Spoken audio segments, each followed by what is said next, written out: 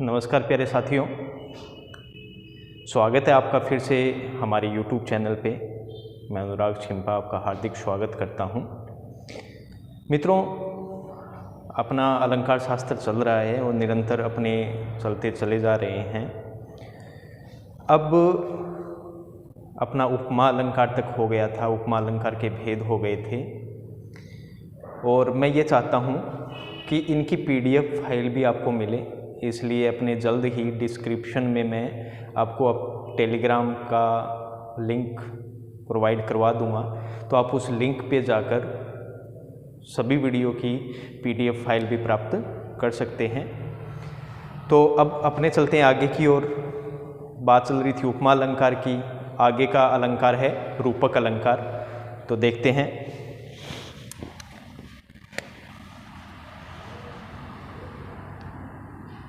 अगला है रूपक अलंकार।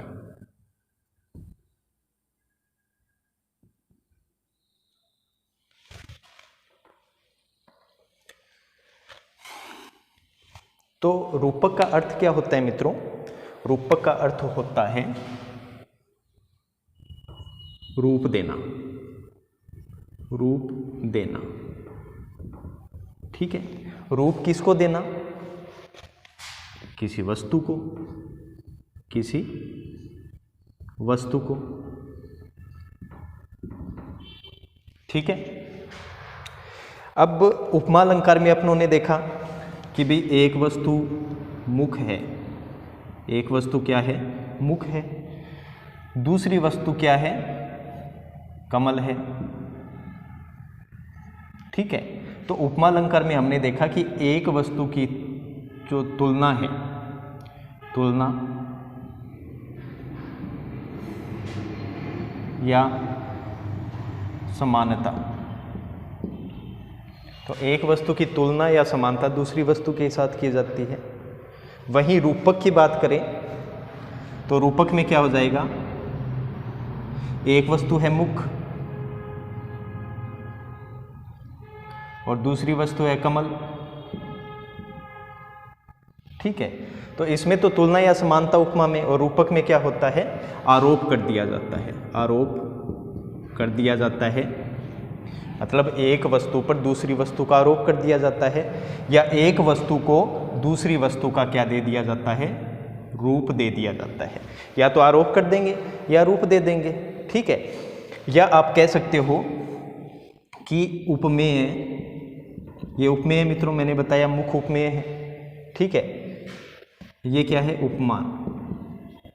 या आप ये कह सकते हो कि उपमेय पर उपमान का आरोप कर दिया जाता है, या उपमेय को उपमान का रूप दे दिया जाता है, वो रूपक अलंकार कहलाता है। ठीक है। यहां तक समझ में आया? उदाहरण देखेंगे अपने।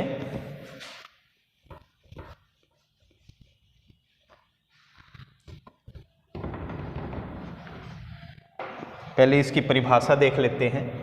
परिभाषा क्या रहेगी?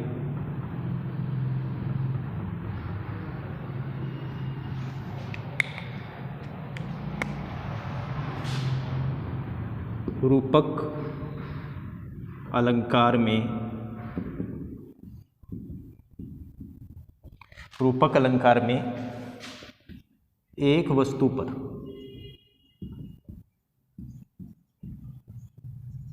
दूसरी वस्तु का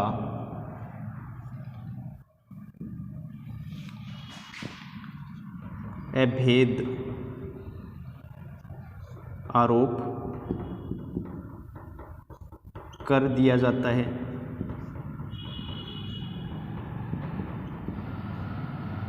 कर दिया जाता है। या एक वस्तु को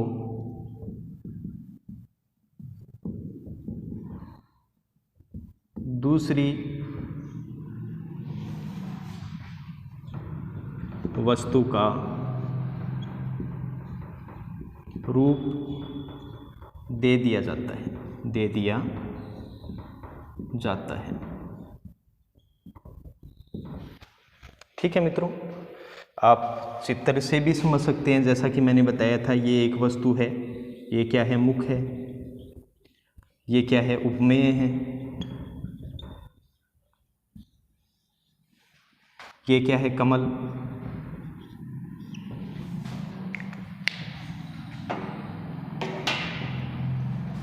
ये क्या है, कमल, ये क्या है, उपमान, ये क्या है, उपमान।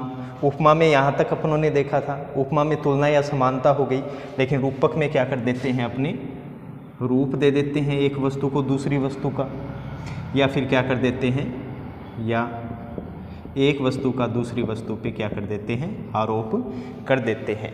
या आप कह सकते हो कि उपमेय को उपमान का रूप दे दिया जाता है, वो रूपक अलंकार कहलाता है। ये परिभाषा हो गई, ये आपको समझा दिया। अब उदाहरण पे देखते हैं, अपने उदाहरण पे चलते हैं। तो मित्रों पहला उदाहरण देखिए आप रूपक का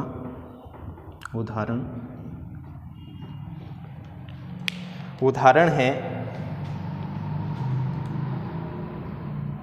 सरल उदाहरण देखते हैं। पहले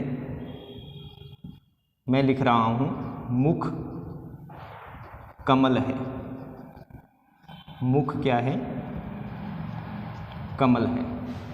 अब ये उदाहरण है, अब इसमें मुख क्या है, उपमेय है, कमल क्या है, उपमान है, यहाँ लिख दो उपमेय उपमान। अब कवि ने क्या किया है कि मुख कमल है, अब मुख पर मतलब उपमेय पर क्या कर दिया है, कमल अर्थात उपमान का क्या कर दिया है, आरोप कर दिया है, या कह सकते हैं मुख को कमल का रूप दे दिया है कि भाई देख तेरा मुख कमल है, मतलब उसको रूप दे दिया उसका कि तेरा मुख क्या है, कमल है। या आप इसको ऐसे लिख सकते हो कि मुख रूपी कमल, मुख रूपी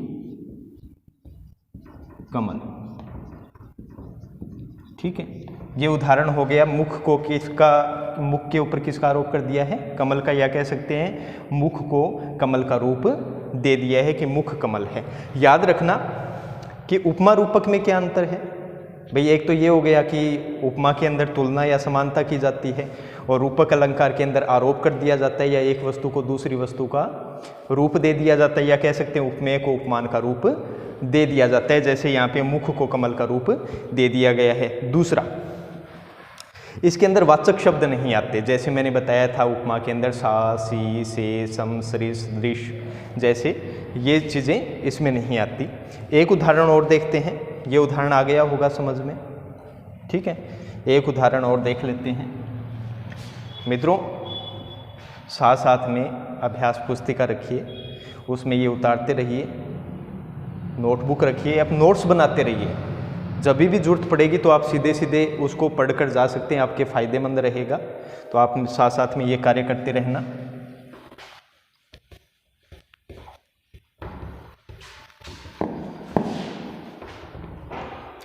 दूसरा उदाहरण देखिए,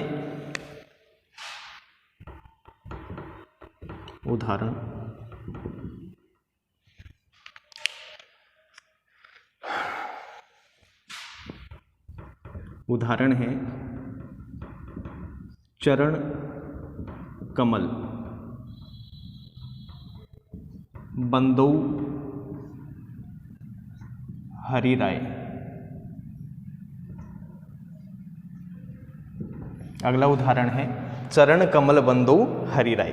अब कवि क्या कह रहे हैं कि हे ईश्वर, मैं आपके जो चरण रूपी कमल है उसकी क्या करता हूँ, वंदना करता हूँ। अब देखो कवि है, उसने क्या किया है कि वो कह रहे हैं ईश्वर, मैं आपके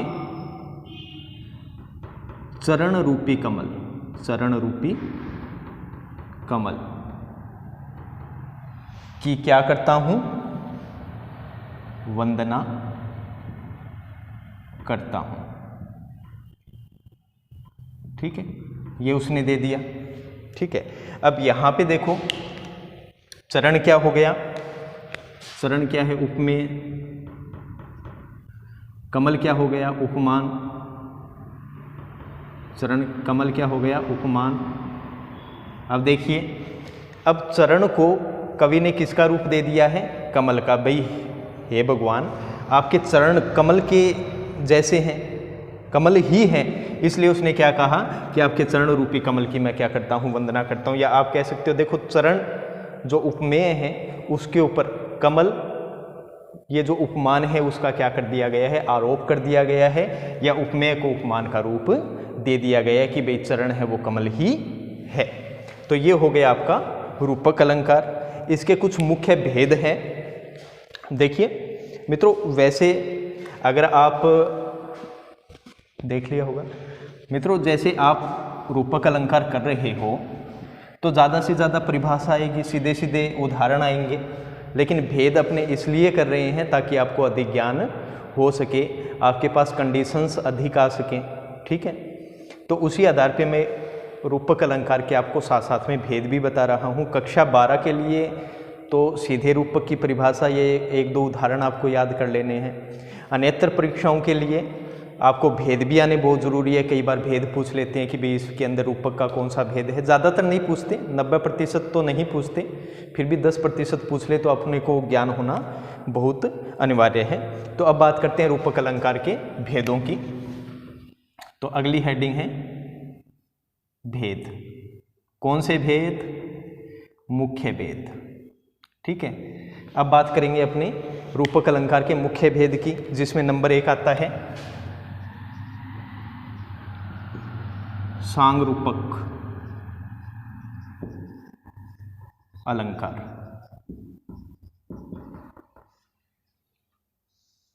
पहला भेद कौन सा है? सांगरूपक अलंकार। ठीक है, अब सांगरूपक अलंकार किसे कहते हैं ये अपने को देखना है।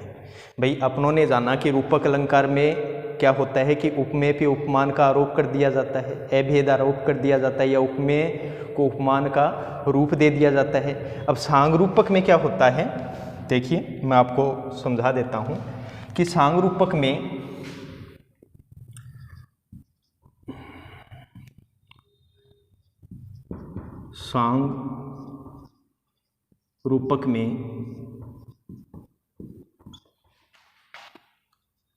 उपमेय पर उपमान का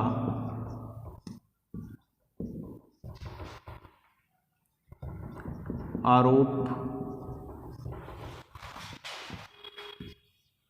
किया जाता है।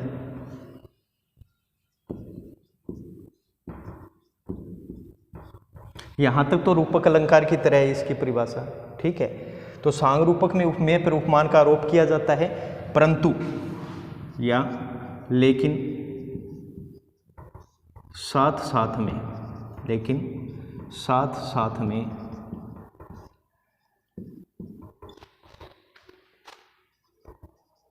उपमेय के अंगों पर उपमान के अंगों का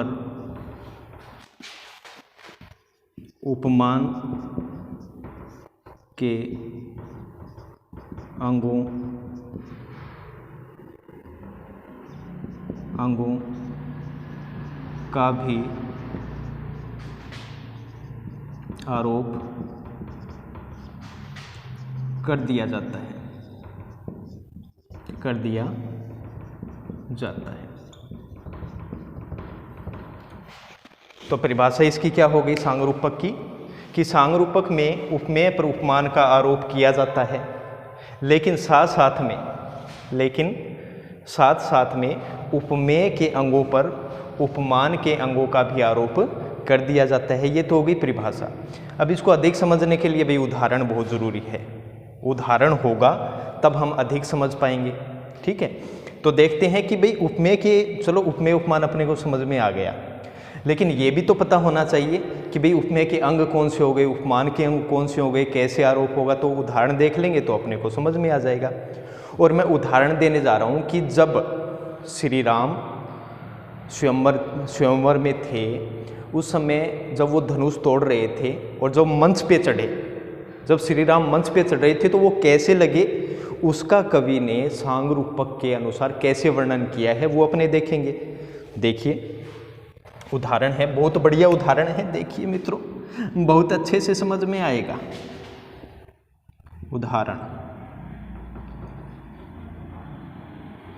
उदाहरण देखते हैं। उदाहरण क्या कहता है?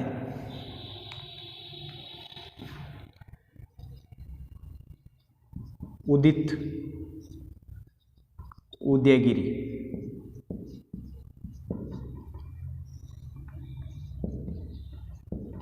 मंच पर, उदित उदयगिरी मंच पर रघुवर बाल पतंग।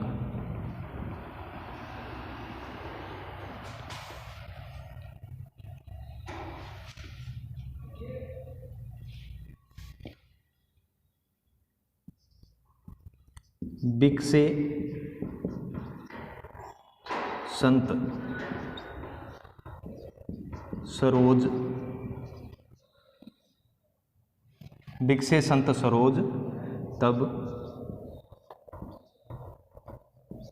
हर्षे लोचन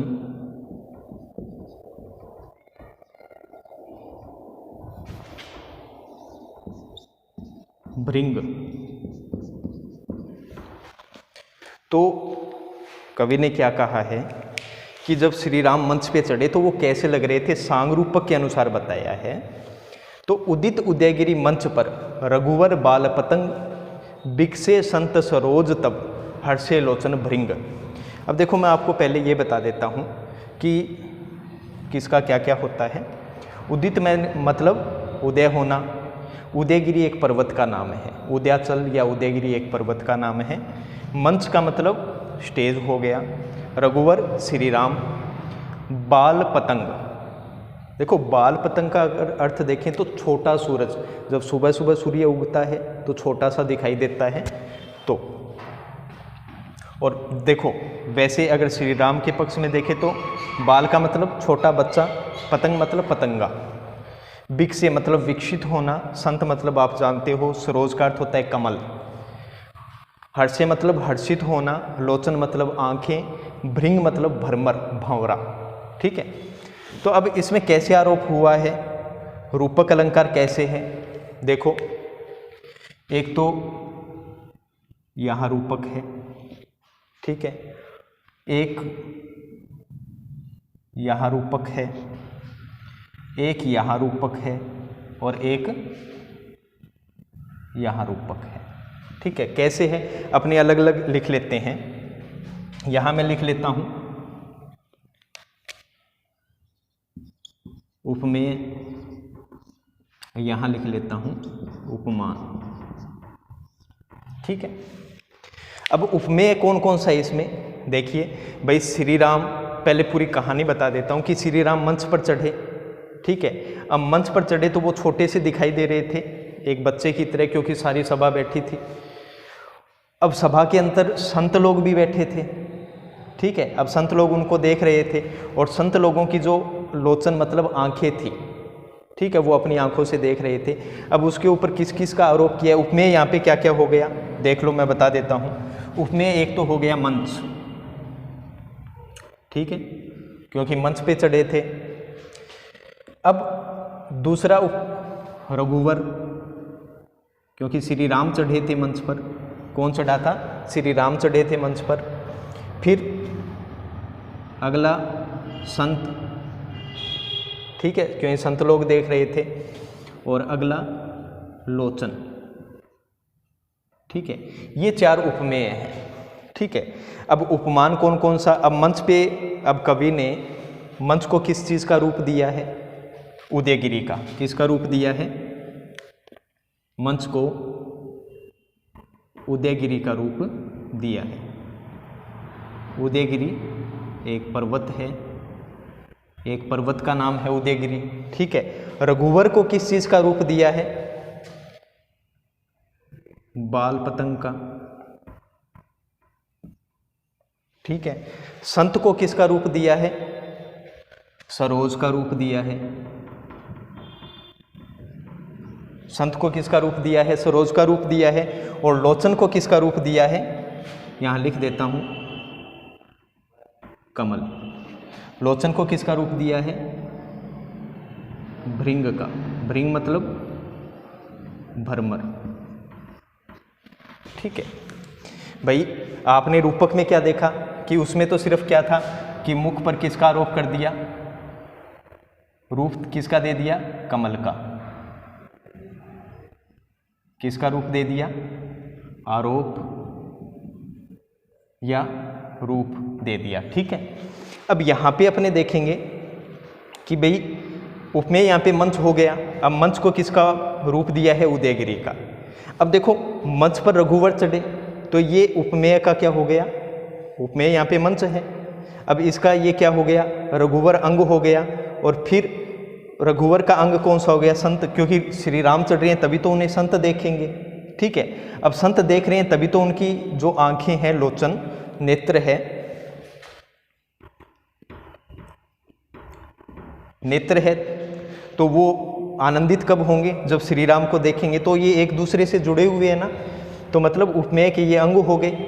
और मैंने क्या परिभाषा में बताया है कि लेकिन साथ साथ में उपमेय के अंगों पर उपमान के अंगों का भी आरोप किया जाए। अब देखो उपमेय के अंग हो गए, अब ये उदयगिरी क्या था, उपमान था। ठीक है, अब इसी के अंग कौन से हैं भाई, पर्वत आपने देखा है, पर्वत से ही तो सूर्य उगता है, फिर धीरे धीरे उनकी किरणें नीचे आती है।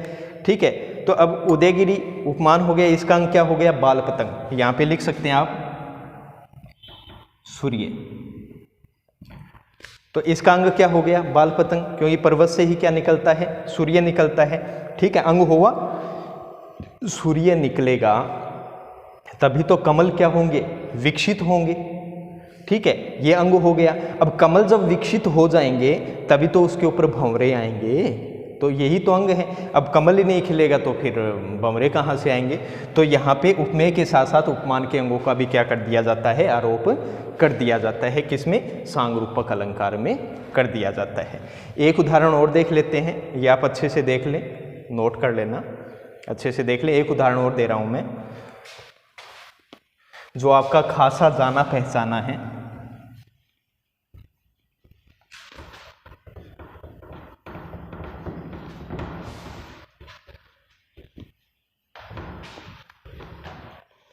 उदाहरण क्या है,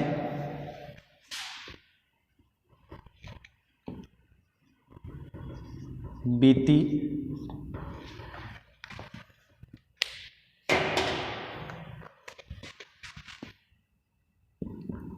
विभावरी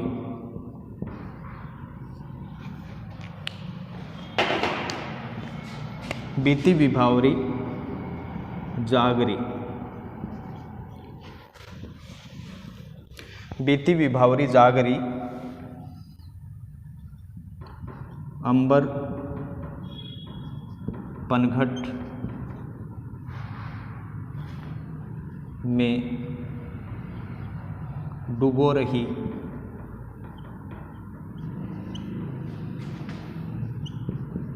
ताराघट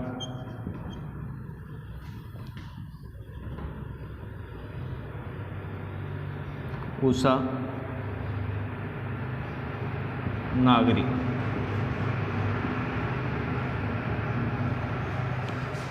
ये उदाहरण है मित्रों, बीती विभावरी जागरी अंबर पनघट में डूबो रही ताराघट उषा नागरी।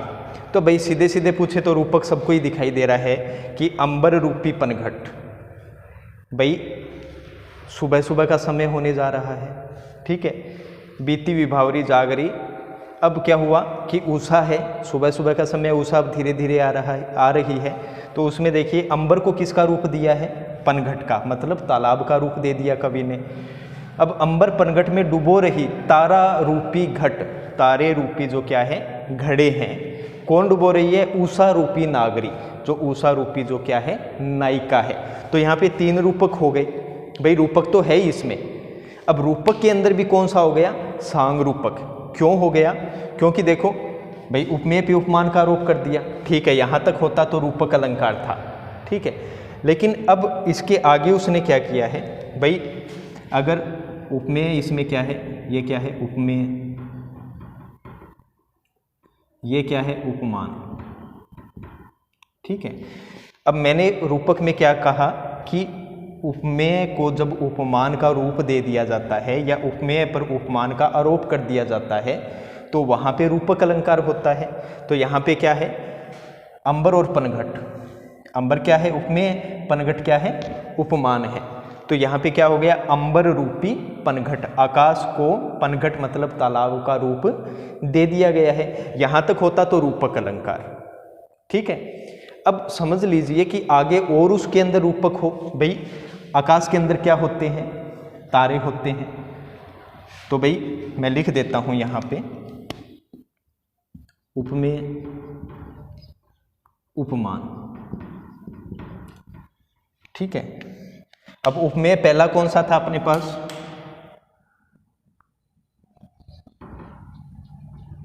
अंबर, ठीक है। और उसका उपमान क्या है, पनघट, ठीक है। तो देखिए अब उपमेय पे किसका कर दिया आरोप, पनघट का, कि आकाश रूपी तालाब। अब आप देखिए यहाँ रूपक हो गया। अब अंबर के अंदर मतलब आकाश के अंदर ही क्या होते हैं, तारे होते हैं कि नहीं होते, इसलिए इस पहले उपमेय का ये अंग हो गया कि नहीं हो गया, हो गया ना। अब ये आगे देखिए कि उषा कहाँ से आती है, आकाश से ही तो आती है, अंबर से ही तो आती है। तो दूसरा अंग कौन सा हो गया उपमेय का, उषा हो गया। तो यहाँ मैं लिख देता हूँ दूसरा उपमेय तारा, और तीसरा उपमेय क्या हो जाएगा, उषा, ठीक है, उषा हो गया। अब परिभाषा के अनुसार क्या है, उपमेय के अंगों पर उपमान के अंगों का भी आरोप कर दिया जाए, ये उपमेय के अंग हो गए। अब भाई पहले उपमेय पे उपमान पनघट का आरोप कर दिया, अब तारा पे किसका आरोप किया है, तालाब से घड़े से ही पानी भरा जाता है ना, तो पनघट का घट क्या हो जाएगा, ये क्या हो जाएगा, उपमान हो जाएगा। क्यों, क्योंकि तारा रूपी घड़ा, क्योंकि ये देखो ये क्या है, उपमेय का अंग, और घट क्या है, उपमान का अंग, ठीक है। फिर उषा क्या है, उपमेय का अंग, नागरी क्या है, उपमान का अंग, ठीक है। अब भाई क्या है, एक नायिका है, उषा रूपी नायिका है, वो अंबर रूपी पनघट मतलब आकाश रूपी तालाब से क्या कर रही है, तारा रूपी घड़ा भर रही है। तो ये हो गया ना आरोप। तो तारे पे किस तारा जो उपमेय है उसके ऊपर किसका उपमान का आरोप किया है, घट का मतलब घड़ा, ठीक है। और उषा पे किसका किया है, नागरी का। ये मित्रों आपका सांगरूपक अलंकार हो गया। सांगरूपक एक बार मैं फिर से बता देता हूँ, रूपक अलंकार उपमेय पे उपमान का आरोप या उपमेय को उपमान का रूप दे दिया जाता है, बस यहीं तक। जैसे अंबर रूपी पनघट, यहाँ तक रूपक। अब सांगरूपक में क्या होता है, उपमेय पे तो उपमान का आरोप किया ही जाता है, लेकिन साथ साथ में उपमेय के अंगों पर उपमान के अंगों का भी आरोप कर दिया जाता है। जैसे उपमेय उपमान अपने पास क्या हो गए, अंबर और पनघट, अंबर उपमेय हो गया और पनघट क्या हो गया, उपमान। अब इस उपमेय के अंग कौन कौन से हैं, एक तो हो गया तारा, एक हो गया उषा, क्योंकि आकाश में तारे होते हैं और आकाश से ही उषा निकलती है। फिर उपमान क्या है, पनघट। अब इसके अंग कौन कौन से हो गए, घट और नागरी, ठीक है। अब इसका आरोप किस पे कर दिया गया, तारा पे कर दिया गया और उषा पे कर दिया गया। ये आपका सांगरूपक अलंकार हो गया, ठीक है बच्चों। बहुत अच्छे से समझ में आया होगा, नहीं समझ में आया हो तो कमेंट बॉक्स में आप मेरे से पूछ सकते हैं। आप इसको अपनी अध्ययन पुस्तिका में या नोट्स में इसमें साथ साथ में डाल सकते हैं। तो नेक्स्ट वीडियो में अपने मिलते हैं, और हो सका तो मैं आपको PDF फाइल उपलब्ध करवाने की कोशिश करूँगा। तो आप ज़रूर से ज़रूर टेलीग्राम जो लिंक मैं डालूँगा उसके ऊपर जाइए, उसको पहले टेलीग्राम आप ऐप डाउनलोड कीजिए, उस लिंक को उसके अंदर टाइप कीजिए सर्च के अंदर, और श्री राम अध्ययन मंत्रा उसमें चैनल का नाम आएगा, उसको सब्सक्राइब कीजिए। जय हिंद मित्रों।